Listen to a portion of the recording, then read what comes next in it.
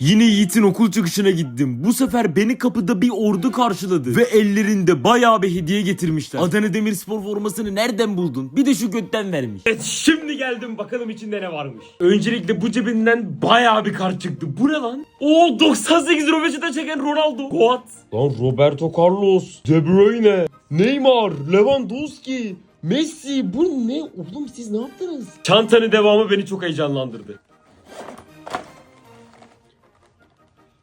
Ne? Bir kutu makaron çıktı lan. Bak bunun tarihi falan geçmemiştir değil mi? Umarım zehirlenmem. Benim en sevdiğim renk pembedir, o yüzden pembe yiyeceğim.